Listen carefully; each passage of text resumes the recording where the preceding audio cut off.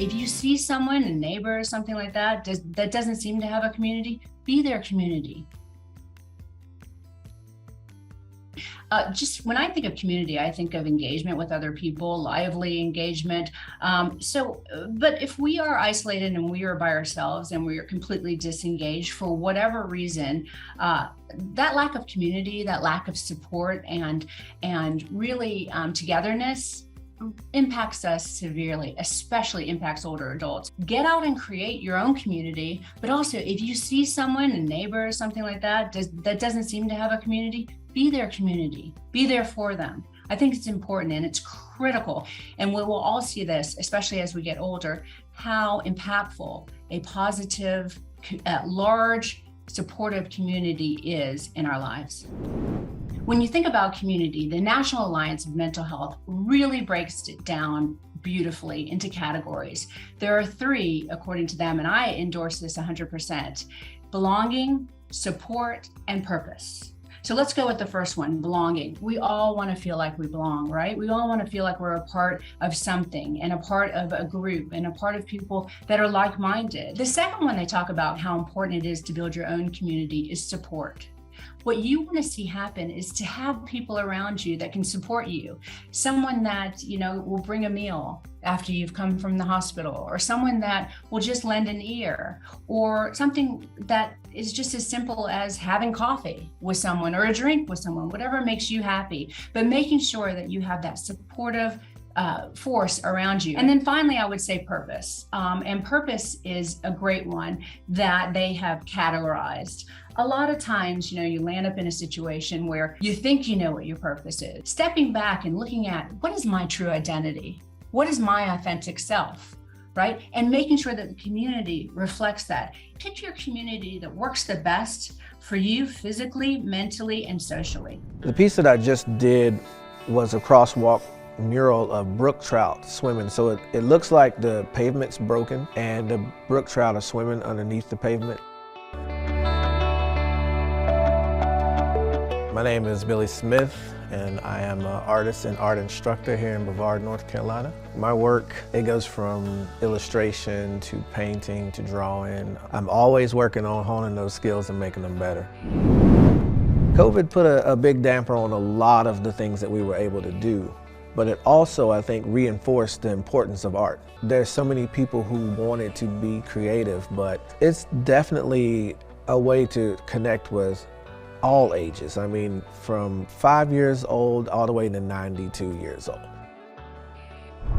Whenever I started to create, I felt alive. I started feeling like I had purpose. I noticed that I impact a lot of young people, especially here in our community in Brevard, and especially young artists. They always come to me and ask me questions about art and my process, and I know that my purpose is to be here for them, to help encourage them.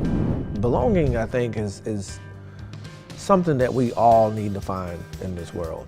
I think being 100% of who you are, that takes a lot of trust. And you have to be around people that you can trust in order to let that part of yourself out. I feel like, especially here in Brevard, we really want to make sure that people belong.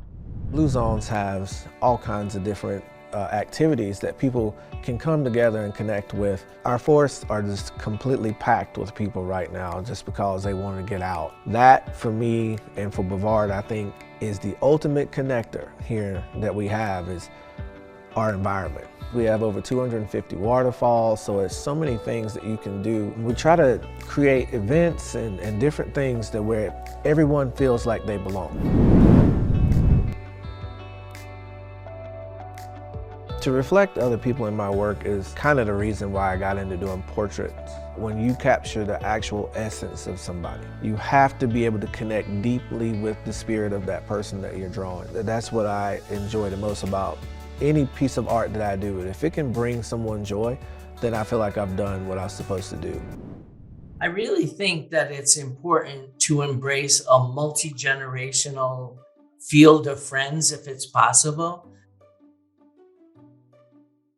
I worked in nursing homes and realized in my work that I wish nursing homes were a bit more involved with the community. So when I had the opportunity to join the Carter Burden Network, which works in community services for aging, it was a really exciting change for me. I worked in a nursing community as well as a therapist.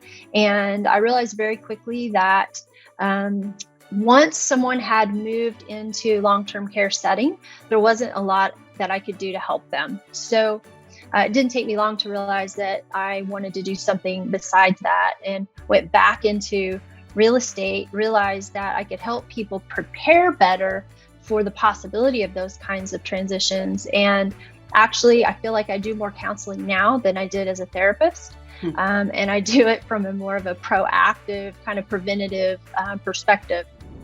The National Alliance on Mental Health really breaks down the benefits of community into three things: belonging, support, and purpose. So let's sort of break those down. Belonging, of course, is the idea that you don't have to conform to be included. That's hugely important to our mental health, but also that you have a kind of home outside of yourself. Can you give us an example of how that applies to an older person? There are two types of community. You got to have your small group, the people who you know, who you trust. They're your advisors, they're your attorney, your financial planner, your real estate person, your doctor. They're those people that you can go to for very specific, specialized advice. You have your family, who you can go to because you are vulnerable and you need really very personal support. And then you have the larger community, and the larger community is your city. It may be your county, it may be your church, it may be a network of people, and that's where you plug into. So you take that community, should all blend over time. One of the things that we're able to accomplish at our older adult centers is the fact that people are always coming together and breaking down that loneliness. We may be the only person someone is speaking with if it's a homebound person. We also know that coming to an older adult center isn't always the easiest thing to decide to do, because I think there's terrible misconceptions about older adult centers. And so I think it's one of the things that we have to work on. But when people do come and you see the joy in their face, that's what our work is about, is bringing joy. When you talk about mental health, that it is so important that you have a sense of belonging to something. I'm so ready now to leave my apartment and walk and see people doing things that people do, cars moving. I really need that. I am downsizing. I'm leaving this enormous, beautiful house for a condominium apartment. It just so happens close to my daughter's house. I'll get to see people every day. I live on a house that overlooks the bay, and I don't see anybody when I go walking, and I don't go walking often because it's curvy and downhill and all that. The dog doesn't get enough walking because of it. And if you all are stuck in a big house also, and I don't doubt that there are a lot of you, I think you should think about what I'm doing. It's scary, but think about, if you're living in a big place, downsizing, closer where people are. It's very necessary. I'm very nervous about it. I'm eager to do it, and it's beautiful looking. Some people feel like they have to be elderly before they consider a retirement community. I think that's a misconception. I watched my uncle and his wife in their 70s. They moved into a retirement community in California and spent 22 years in independent living. We would visit them and see the community that they had and the fun and the activities that they had.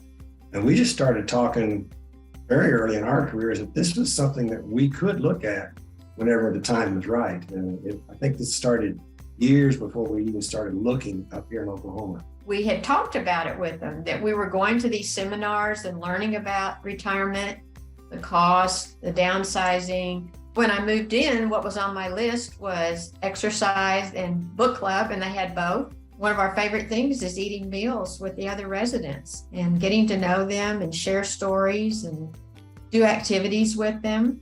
We have a calendar that our activities director puts out every month, so we can just pick and choose different activities. I play pickleball 3 days a week, at least 3 days a week, and have thoroughly enjoy that and great exercise. I think it's exceeded our expectations. A lot of the neighborhoods we lived in were not the same kind of community. I mean, you might know some of your neighbors, but not all of them. You didn't really do stuff with them. Some people feel like they have to be elderly before they consider a retirement community. I think that's a misconception. Yeah, and our advice there is to move in while you can still enjoy what they offer. We have so many people that are physically not able to do all of this, and they want to move now, and they won't enjoy it near as much as if they started earlier. I think we're still active enough that we feel like we're in our 50s. Yeah.